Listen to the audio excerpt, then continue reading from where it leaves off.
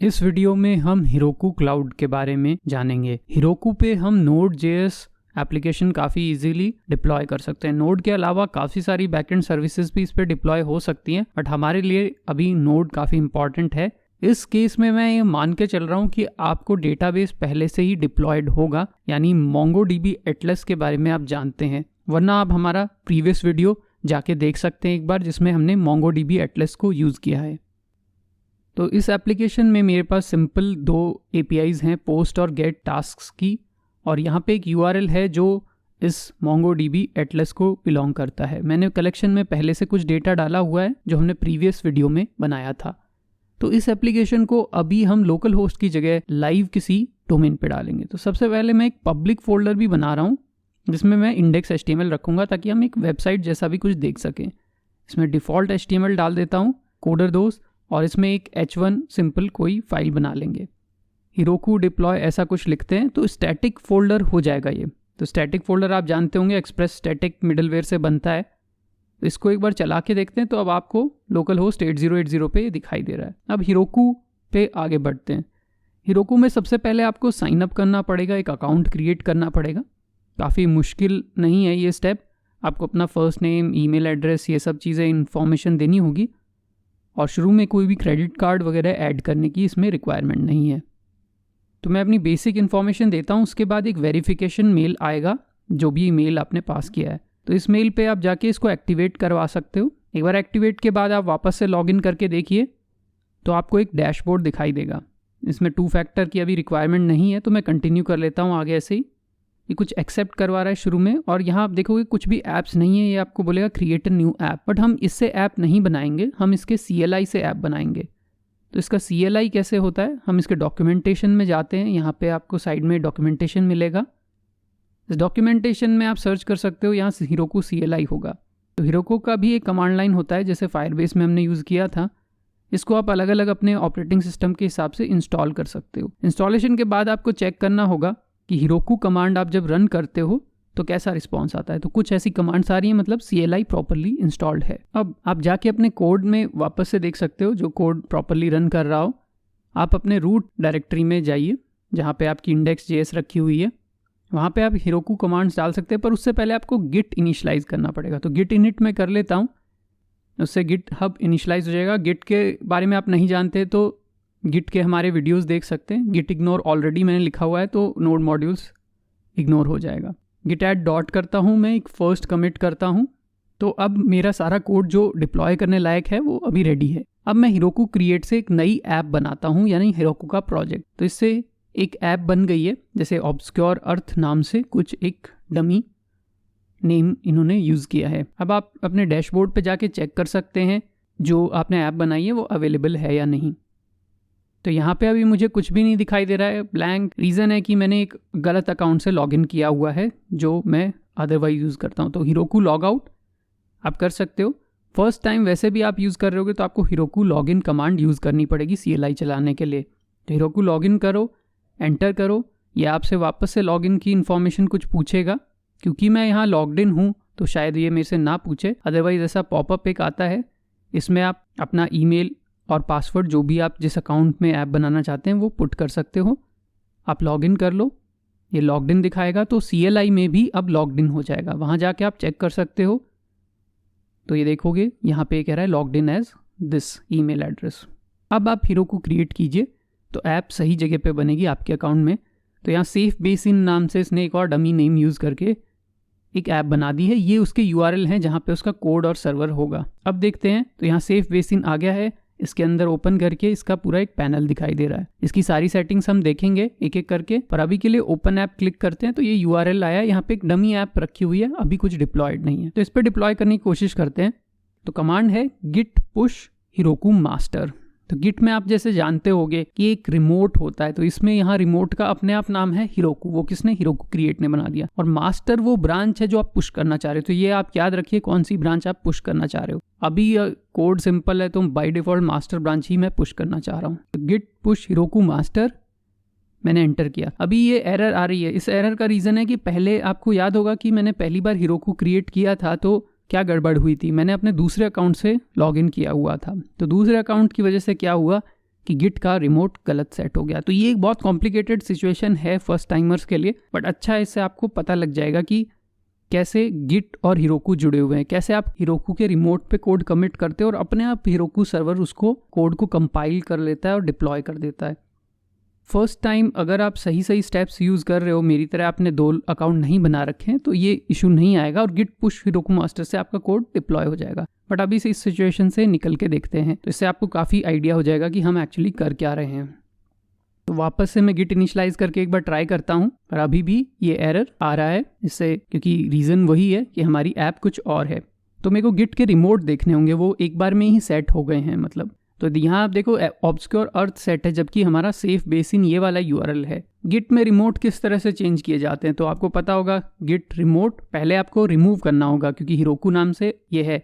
तो रिमोट में आपको रिमूव हिरोकू इस तरह से, तो ये रिमोट्स हट जाएंगे। आप देखें कोई भी रिमोट नहीं है। और ऐड कैसे करते हैं, गिट रिमोट ऐड हिरोकू, और फिर यूआरएल आप पुट कर सकते हो। यूआरएल में आप ये सेफ बेसिन वाला यूआरएल जैसे मैंने यहाँ पे पुट किया, अभी ये हमने एंटर कर दिया गलती से इसमें, तो git remote add Heroku, origin नहीं लिखना है यहाँ पे, हिरोकू लिखना है। एक और तरीका है जो गिट प्रोवाइड करता है, इससे भी आपका काम हो जाएगा जो ये कमांड है, बट गिट में एक शॉर्टकट भी है जिससे वो हिरोकू ब्रांच या हिरोकू रिमोट अपने आप सेट कर देगा। तो ये आपको शायद यहाँ मिलेगा, आप देखोगे यहाँ कनेक्ट टू गिटहब है भी है, तो यहाँ पे आप देखोगे तो हिरोकू की एक कमांड है जिससे आप चेंज कर सकते हो। तो यहाँ पे वो कमांड आप यूज़ कर सकते हो, हिरोकू गिट रिमोट ए। तो इस कमांड को हम यूज़ करते हैं, इससे भी आप अपना रिमोट मैनुअली चेंज कर सकते हो। तो ये मैट्रिक्स टैब में आपको मिला है, इसको यूज़ कर लेते हैं, ये ज़्यादा प्रॉपर है क्योंकि ये हिरोकू के ही गिट से रिलेटेड है। तो यहाँ पे ये एंटर किया और अब आपका हिरोकू गिट सही से सेट हो गया।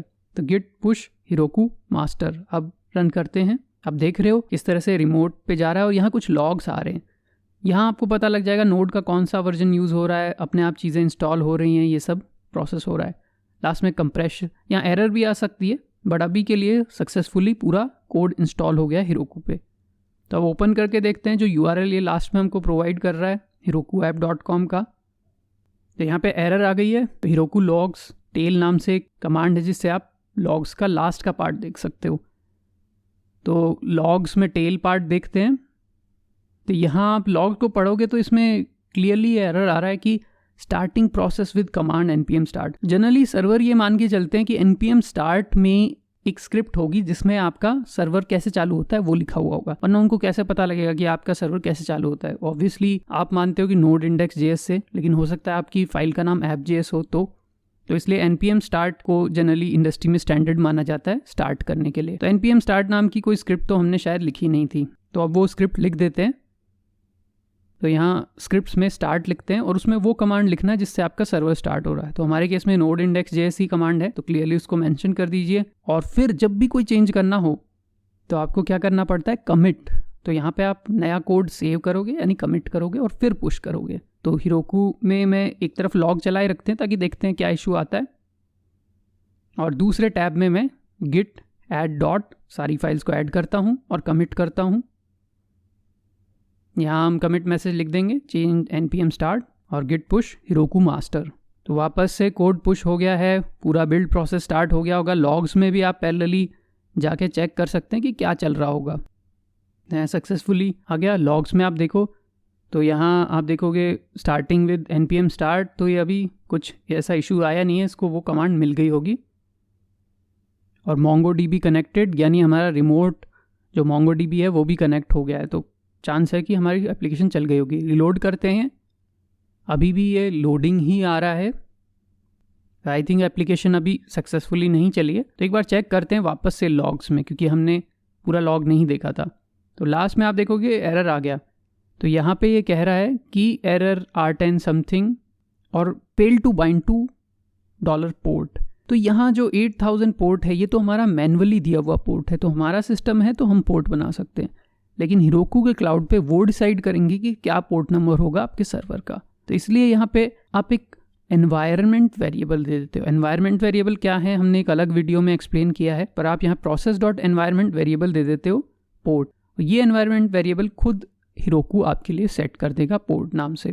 तो अब इस कोड को वापस से कमिट करते हैं ताकि हिरोकू अपना पोर्ट सेट कर सके। चेंज पोर्ट कमिट करते हैं, गिट पुश हिरोकू मास्टर, वापस से कोड कमिट करते। अब आप वापस से लॉग्स देख सकते हो, लॉग अभी वापस से रीलोड हुआ होगा तो बिल्ड स्टार्टेड ही आ रहा है, फिर स्टार्टिंग, फिर npm स्टार्ट, उसके बाद MongoDB कनेक्टेड और आपका स्टेट स्टार्टिंग टू अप आ गया। तो इस पॉइंट पे देख सकते हैं, रीलोड करते हैं, यहाँ पे आपकी साइट दिख रही है। तो यानी फाइनली आपकी एप्लीकेशन शायद सक्सेसफुली चल गई होगी। तो कोई API भी ट्राई करके देखते हैं, जैसे गेट API थी तो हम टास्क गेट करके, गेट तो डायरेक्ट यहाँ भी देख सकते हैं, तो टास्क स्लैश करते हैं तो यहाँ पे एक JSON रिटर्न हो रहा है। तो यानी आपका सर्वर प्रॉपरली चल रहा है, डेटाबेस से भी वो सही से कनेक्टेड है और ये डॉक्यूमेंट आपको रिटर्न में आ रहा है जो MongoDB एटलस में आपने पुट किया था।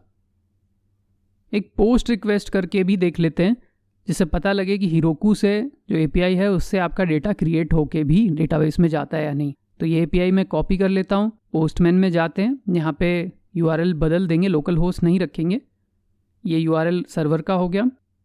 तो अब लाइव सर्वर में हम ये टास्क 1 फ्रॉम हिरोकू ऐसा कुछ पुट करते हैं और सेंड कर देते हैं। तो देखते हैं, तो लग तो रहा है सक्सेस है। अब हमारे लाइव जो डेटाबेस है उसमें जाके देखेंगे कि ये डेटा आया है या नहीं।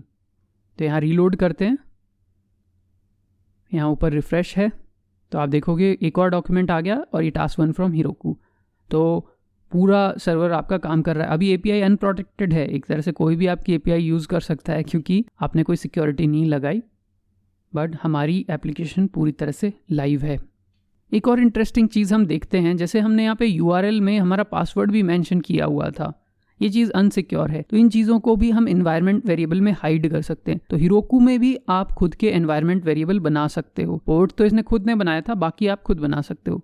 तो मैं यहाँ एनवायरनमेंट वेरिएबल बनाता हूँ process.environment.mongodb। तो MongoDB नाम का एनवायरनमेंट वेरिएबल आपको बनाना पड़ेगा। कहाँ बनाएंगे? सेटिंग्स में जाते हैं, यहाँ कॉन्फ़िग वेरिएबल्स, यहाँ पे आप एग्जैक्टली वही स्पेलिंग लिख रही है MongoDB और वैल्यू में वो पेस्ट कर दीजिए जो आपने रखा था। कोड्स की ज़रूरत नहीं है, ऐड कीजिए। अब आपका सर्वर खुद ही रीस्टार्ट हो जाएगा जैसे ही नए एनवायरनमेंट वेरिएबल आएंगे। आप देखोगे तो starting state change from up, इस तरह से वापस से वो रीस्टार्ट हो जाएगा। शायद आपको गिट कमिट करने की रिक्वायरमेंट भी ना हो, बट हाँ, क्योंकि मैंने process.environment भी इसी बार ऐड किया है तो इसलिए आप कमिट कर लीजिए, वरना केवल अगर आप एनवायरनमेंट वेरिएबल चेंज करते रहते हैं तो सर्वर खुद ही रीस्टार्ट हो जाता है। तो अभी इसको वापस से डिप्लॉय कर रहे हैं, देखते हैं कि ये क्या वो रिमोट स्ट्रिंग उठा लेता है MongoDB का जो केवल हिरोकू को पता है। तो एक तरह से आपका कोड भी अब ये नहीं बताता कि आपका डेटाबेस सर्वर कहाँ है, सब कुछ हिडन हो गया। ओपन करते हैं URL और ये चीज़ अभी भी सक्सेसफुली चल रही है। एक बार टास्क और देख लेते हैं, तो यहाँ पे यार 2 डॉक्स दिख रहे हैं, तो सब कुछ प्रॉपर रन कर रहा है। तो ये सिक्योर मेथड है एनवायरनमेंट वेरिएबल्स में स्टोर करना, और जिससे कि कोड में आप कोई भी सिक्योर इन्फॉर्मेशन नहीं पुट करें। तो इस चैनल पे हम देखते हैं इंटरेस्टिंग कोड कॉन्सेप्ट्स और उनके एग्जाम्पल कोड्स। अगर आप और ऐसे वीडियो देखना चाहते हैं तो सब्सक्राइब कीजिए